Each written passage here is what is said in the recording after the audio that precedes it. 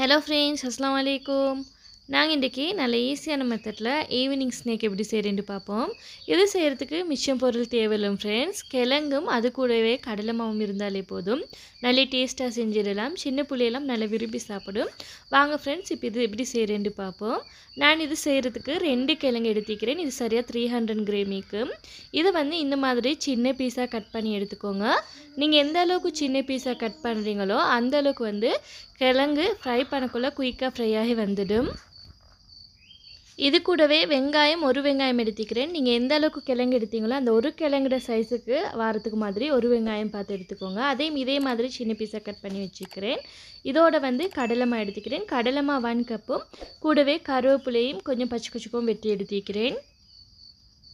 ஃபஸ்ட்டில் வெட்டி வச்சுக்கிற கிழங்கையும் வெங்காயத்தையும் ஒன்றுக்கு எட் பண்ணிவிட்டு இது கூடவே பச்சை குச்சிக்கும் கருவேப்பிலையும் எட் பண்ணுறேன். பச்சை குச்சிக்காய் உங்களோட காரத்துக்கு ஏற்ற மாதிரி எட் பண்ணுங்கள். இதோட 1/2 டீஸ்பூன் சால்ட் எட் பண்ணிட்டு கூடவே சில்லி பவுடர் எட் பண்ணுறேன். நீங்கள் உங்களோட உரப்புக்கு ஏற்ற மாதிரி சில்லி பவுடர் எட் பண்ணிட்டு இதெல்லாம் நல்லா ஃபஸ்ட்டுக்கு மிக்ஸ் பண்ணி விடுங்க. நீங்கள் இன்றைய தான் என்னோடய வீடியோ ஃபஸ்ட் டைம் பார்க்குறதுனால ப்ளீஸ் ஃப்ரெண்ட்ஸ், நீங்கள் சப்ஸ்கிரைப் பண்ணாட்டி சப்ஸ்கிரைப் பண்ணிட்டு சைடில் இருக்கிற பெல் ஐக்கானை ப்ரெஸ் பண்ணிட்டு அதில் ஆல் அப்படின்ற ஆப்ஷனையும் ப்ரெஸ் பண்ணிடுங்க. அப்போ தான் நான் ஷேர் பண்ணுற எல்லா வீடியோ நோட்டிஃபிகேஷனில் வரும். உங்களுக்கு இந்த ரெசிபி பிடிச்சிருந்தால் ப்ளீஸ் ஃப்ரெண்ட்ஸ், நீங்கள் லைக் பண்ணாட்டி கண்டிப்பாக லைக் பண்ணுங்கள். நீங்கள் லைக் பண்ணால் தான் எனக்கு இன்னும் நிறைய வீடியோஸ் போடுறதுக்கு நீங்கள் என்ன மோட்டிவேட் பண்ணுற மாதிரி இருக்கும்.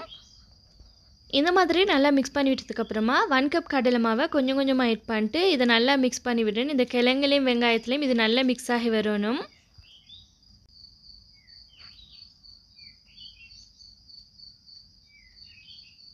எல்லாத்தையும் கொஞ்சம் மிக்ஸ் பண்ணினதும் இது அப்படியே கொஞ்சம் ஒரு 2 மினிட்ஸ்க்கு நான் அப்படியே வச்சுருந்தேன். பாருங்கள், இது கொஞ்சம் நல்ல ஈரமான பதத்துக்கு வந்திக்குது. இதில் கொஞ்சம் சரி நான் வாட்டர் ஊற்றல.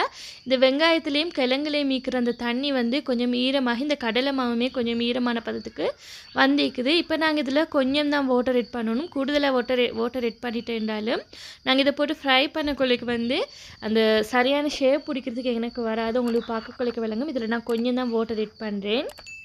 நீங்கள் கிரேம்டு அளவு எடுக்காமல் சும்மா நார்மலாக ஒரு கெஸ்ஸிங்டு அளவுக்கு மாதிரி நீங்கள் போடுற அப்படின்றால் நீங்கள் கடலை மாவு கிழங்குட அளவுக்கு மாதிரி எடுத்துக்கோங்க. உங்களுக்கு இந்த கிழங்குல போட்டு கடலை மாவு மிக்ஸ் பண்ணக்குள்ளைக்கு இந்த கிழங்குல நல்லா கடலை மாவு மிக்ஸ் பண்ணுறதுக்கு வரணும். நீங்கள் கூடுதலாக கடலை மாவு எடுத்துட்டேன்றாலும் இந்த பஜ்ஜி அந்த மா கூடுதலாக இனமாக்கிக்கும். இதில் அந்த கிழங்கு தான் கூடுதலாகிக்கணும். அப்போ தான் டேஸ்ட் ஆகிக்கும்.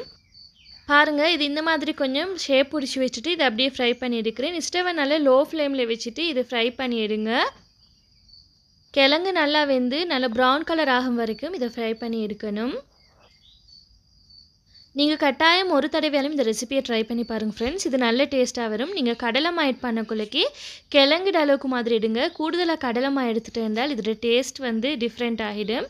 இந்த கிழங்கும் கடலைமாவும் ஒரே அளவுக்கு வார்த்தைக்கு ஈக்கணும். உங்களுக்கு இதை ஃப்ரை பண்ணி எடுக்கக்குள்ளைக்கே பாருங்கள், இதில் அந்த மாவை விட கிழங்கு தான் அந்த கூடுதலாக புக் ஷேப்புக்கு விளங்குது. இந்த மாதிரி வரணும்.